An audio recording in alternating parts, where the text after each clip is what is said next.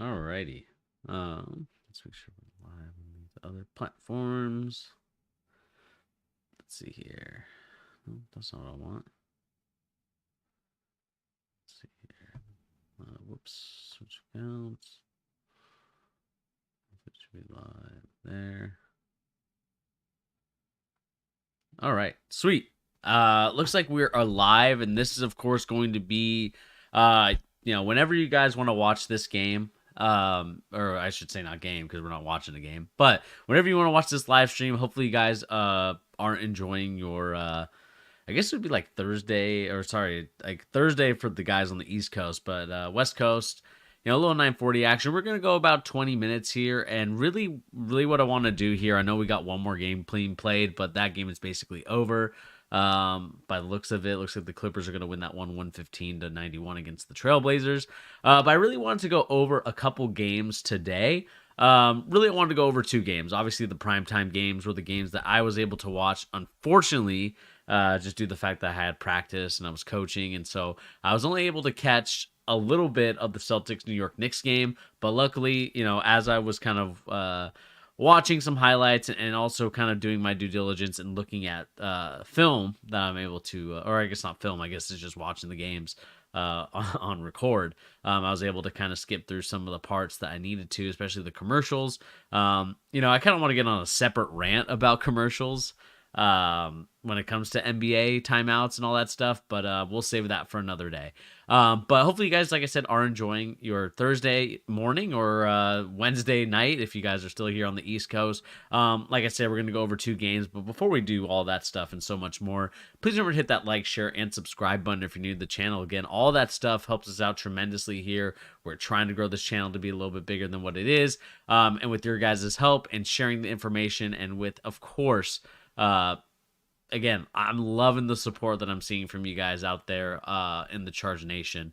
Hitting that subscribe button. We've gotten more subscribers in the last couple of days than we have in the last couple of months. And I think that's just due to you guys just enjoying the content. And so I do appreciate you guys doing that. And Brad and Pete, whenever they can get on, they enjoy your guys' company as well by promoting us and also helping us out, like I said, grow the channel. But nevertheless, you're not here to hear me shill about the Charge, right? You're here to watch these two games. And really, I wanted to go over two games, and that's, of course, like I said, the Boston Celtics versus the New York Knicks, and, of course, the awaited debut of Victor Wembanyama and the San Antonio Spurs versus Luka Doncic, and really, and Kyrie Irving as well. But really what I want to talk about from that game is the gem that I think they found in the draft. I mean, we talked about it, Pete and I did, when we were doing our NBA draft of this team. They found someone special, man, and I am excited to talk about him in a little bit. But before we do that, we are actually going to go over what we saw here from the Knicks game versus the Celtics. Porzingus could be a missing X factor. And before we actually watch the film, I kind of want to look at the box score. I know it's not it's not really something to look at, but I think what's amazing about Porzingus and really what he does for this team is unlocks a new level or a new way that the Celtics can play. I think it allows guys like Al Horford to not play as many minutes than what we expect him to do. And so I'm excited to see him fully be unlocked with the way that he shoots the ball, with the way that he's able to go for 30. And allows guys like Jaylen Brown, allows guys like Holiday and other players, so on and so forth, even Horford to that matter too, to not play as many minutes and really have a wear and tear on his body. And so, like I said here, Jason Tatum, I have him as an MVP. I think he will be the MVP of the league. Tonight he played like it, 34 points. I know he was 13 for 22, 3 for 8 from 3, but he was still really good. I enjoyed his game, and I just think that he's such a fun player to watch. Again, does get himself into a little bit of trouble here and there with the 4 turnovers, but nevertheless, he needs a guy like Porzingus. I mean, Porzingus, you'll see in the couple clips I'm about to show in a little bit, he is absolutely amazing in the pick and roll. If they decide to double team him, he kind of ghosts out, or what I would say is fake the screen and go over and fade a little bit to that 3-point shot. I mean, he was 5 for 9 tonight, 8 for 15 on the floor, with 8 rebounds, 4 blocks. I mean, this guy was all over the place, and Drew Holiday as well, helping out the team in a lot of ways. And so this Celtics team, they can be head scratching. They can pull your hair. It's not the prettiest basketball, especially going against the New York Knicks, who are going to muck it up for you. And, they do a really good job with the rotations. They do a good job of making it hell for a lot of these players. And really, to be honest with you, I think that they were kind of a little bit of the better team for most of that second half of the game. We were the better team in the first half. They were the better team in the second half, and really just came down to some crucial big plays by the Celtics. Again, 30-18 in the first quarter, which helped us out tremendously. But I did want to go over this because I think this is absolutely amazing. If we kind of look here and see like what Porzingus can do for your squad here.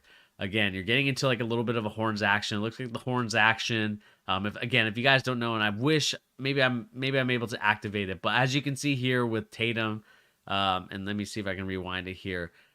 With both Tatum and Brown kind of in this horns action is what we call it. So when you have two guys at the elbow here, two guys kind of at the 3-point line going off the screen. Again, now it gets him in trouble, right? Because look at what it does here. RJ Barrett. I think this is maybe this isn't RJ Barrett. But what this does is that this freezes Tatum's guy who has to kind of respect and stay with Tatum. And then you're going to chase over the top because Derek White's a good 3-point shooter.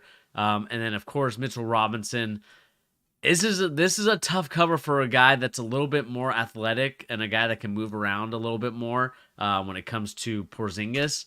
But look at that, man. Like again, he didn't make the shot, but what it allows those type of things to happen in the game.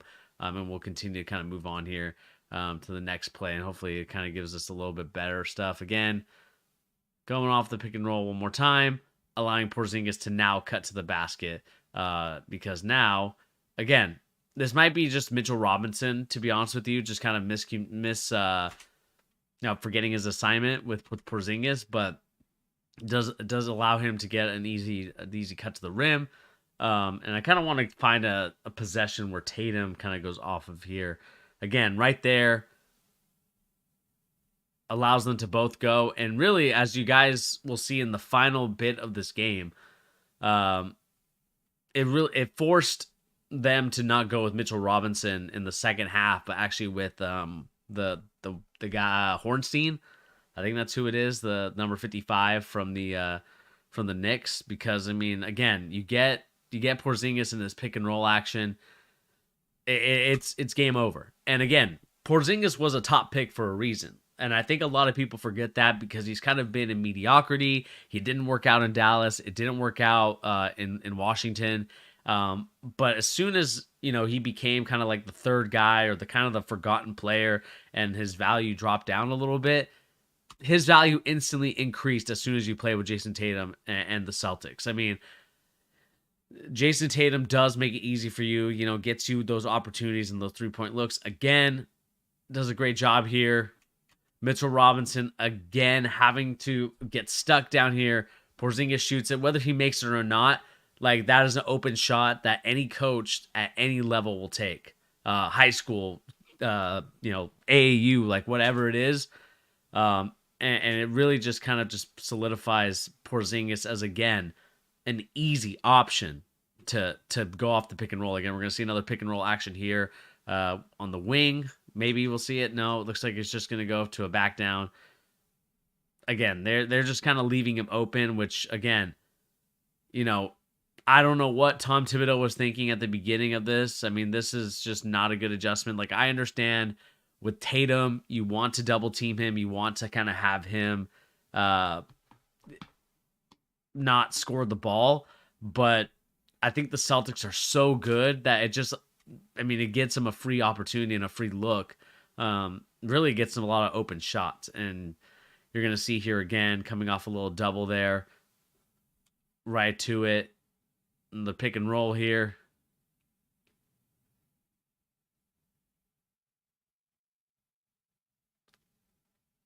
Again, a little late in the shot clock. That's kind of been his matchup. He got lucky there with that kind of heave. But again, we're about to see this little zoom action here. Go right to that ball screen. And really, that was kind of the whole night. I don't want to go over too many of the clips because we have so many of them. But really, to me, this was the big thing for the Boston Celtics, and why I think they could win the championship this year is because you have like 4 or 5 guys that can all shoot the three. The issue that I will say that the Celtics are going to have is when the 3-point shot is not falling down, which it wasn't in the second half of this game. What offense do they go to get guys like Tatum and Brown easy looks? Because I just feel like all their 2-point shots, and really all the 2-point shots for the Celtics are tough buckets.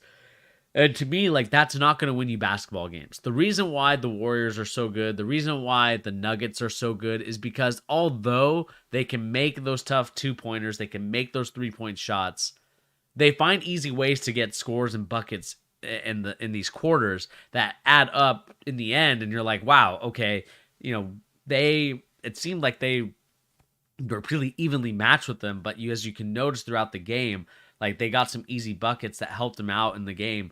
And that's kind of my concern with the Celtics is, like, where are those easy buckets going to come from? Because it seems like they just, we're kind of a team that lives and dies by the three. And that's going to be a big issue moving forward. It's something that really hurt us in last year's playoffs and many more of those type of games. And so I'm hoping that the Celtics can figure it out. But again, can't hate on the Celtics too much. 108, 104. Jason Tatum with the MVP statement. Porzingus going back to the Garden, putting on a show like he once did in his Knicks prime days. And now we're going to see like how this team really meshes well. And again, not a great shooting night for the Celtics. 30% from 3. 12 of 39. Meanwhile, the Knicks were 18 of 41. But the free throws are going to be, hurt them this game. And again, we can look at the decisions there from them, and we can look at the scoring night from guys like Brunson and guys like RJ Barrett, who, again, RJ Barrett actually had a decent night tonight. Jalen Brunson a little off his game. Julius Randle 1 for 5 from the free throw line. That's just not going to cut it. And really, I think Jalen Brunson needs to get to the line a little bit more. I think it'll help that team out tremendously. Even though both teams had 26 free throw attempts, the Celtics were just more clinical with their finishes. But the real story that I want to talk about tonight was not the Celtics and the Knicks, but really it came down to the next game that was after that, and that's, of course, if I can find it here, the San Antonio Spurs versus the Dallas Mavericks. And again, the Mavericks won this game 126-119 for the San Antonio Spurs. This, to me, was a fun game to watch. We got to see the debut of Victor Wembanyama, and really, to the standards that we've kind of set here on the Charge, you could say that Victor Wembanyama kind of didn't live up to it, but I'm not going to blame him entirely, because at the end of the day, I thought some of the fouls were a little ticky-tacky, and it really kind of threw off the rhythm of this team, because this team clearly is so much better with Victor Wembanyama playing in the game versus when he's not. And it kind of surprised me that he only got 23 minutes tonight. Again, I know that you're trying to get guys like Cedi Osman, who, he played okay, but didn't really play up to the standards that we usually see. Trey Jones offensively looked a lot better, but still kind of a little bit suspect at times. And really, like, I want to see more Victor Wembanyama. We need to figure out what the issues are with his fouls, because again, I thought a lot of them were ticky-tack. I can look it up for you guys while we do that. But really, the player that I want to highlight the most before we kind of sign off of this channel and sign off for the night is, of course, none other than coming off the bench, and really, I think he could start for this team right now. That is Derek Lively II. He played a tremendous game tonight. Like, if you watched him, it made jobs for Luka Doncic and Kyrie Irving so much easier. For a night where Kyrie Irving was 1 for 8, Luka Doncic 3 for 11. He absolutely helped out this team tremendously. And let's watch some of the highlights here. This is off a pick and roll here from Kyrie Irving at the beginning. I would say that, when he finally got back into the game, or when he got into the game, again, not finishing, but right there to clean it up. I mean, this is good, right? This is the reason why you drafted Derek Lively. And And I can't believe he fell that far. But he fell to the perfect situation because he's able to clean this up.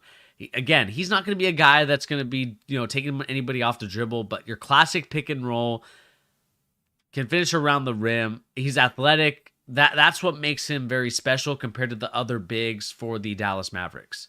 The other Dallas Mavericks bigs can shoot the ball. They're a little bit more low to the ground, but Derek Lively plays above the rim, and I feel like that's a dynamic that the Mavericks have been missing from their squad. Kleber can't really do that as well. I'm trying to think of their other bigs, and let me just go back to their lineup here really quick. Dwight Powell didn't play this time around. He played a lot more last year, didn't really play. And that might have been to an illness. I know they want to say illness, but really I think he probably could have played, but they don't really need him because, again, Derek Lively just lives above the rim, and I'm going to show you all of his buckets because these are you're going to see like how the Mavericks really, again, like coming into this season, like Pete, Brad, and I were not so big on the Mavericks because we felt that their style of basketball is ugly. Their style of basketball isn't really conducive to winning culture. But what will help that style of play really is just Derek Lively, rim running, setting screens. And really, I think what this boils down to for anybody watching is that you don't have to be these stretch bigs like Jokic and AD and Victor Wembanyama. You don't even have to be those guys to be in the league or be effective as a basketball player. If you are just solid with your runs, if you're solid at setting screens, running to the basket, rolling there, you're going to have a job in the NBA. You're going to have a job in college. You're going to have a job in overseas. You're going to be a really vital player for your high school team or for your AAU team because you could just do that stuff. And again, Derek Lively was great in this game. And again, we're going to watch some other plays here that kind of helped him out here. Right there, boom, set it, screen. Not that one, sorry. Where is it? It might be this one. It might be this one right here. I think this is what I'm talking about. Like, again, the thing that really helps out and the thing that's going to help Luka and anybody that owns him in fantasy basketball, like, it's just seeing like, okay, I have all this space because Victor Wembanyama is guarding the ball. And only Luka Doncic can make this pass, to be honest with you guys. But look at this hard cut to the rim. Sochan lost in transition, able to hit him on the run and draws the foul. Like, this is what Derek Lively is going to do for you. Besides the rim running, again, clean up right there. More athletic than any of the other bigs that these teams have. And that, I think, is what's going to be an X factor, I think, for the Dallas Mavericks. And we'll let the clips kind of keep rolling here again. Side ball screen. Up in the air. Let him finish. Again, it's shades to a guy like DeAndre Jordan. Guys that are more of that traditional rolling to the big, athletic, and finish above the rim. Like, that was DeAndre Jordan when he was younger. And, Derek Lively is going to be, benefiting from a lot of passes from Luka, a lot of passes from Kyrie Irving, because it made their night so much easier. I mean, there's a reason why Luka Doncic got a triple-double tonight. Kyrie Irving had 6 assists. And really, I think it's just coming to the fact that guys like Lively, again, they don't need to shoot the 3, but 16 points, 2 rebounds, that's an impressive night for me. The one player I was a little shaking my head at, but you have to shoot those shots, is Hardaway Jr. I think that he kind of shot too many for my liking. I know he was a +9 tonight. That it was more on the defensive end, but he's got to work on that, man. Like, I don't know. I'm a little curious and really, I would say, hesitant to say that the Dallas Mavericks are impressing me to a point where I'm like, okay, these guys are going to win a lot of games and they're going to do. Be a top 4 or 5 seed in the West. But I like the things I'm seeing from Derek Lively. It makes Luka Doncic's job easier. It makes Kyrie Irving's job a lot easier. And again, we're just going to finish out these clips because we only got a couple of them. I think this is this might be a free throw maybe.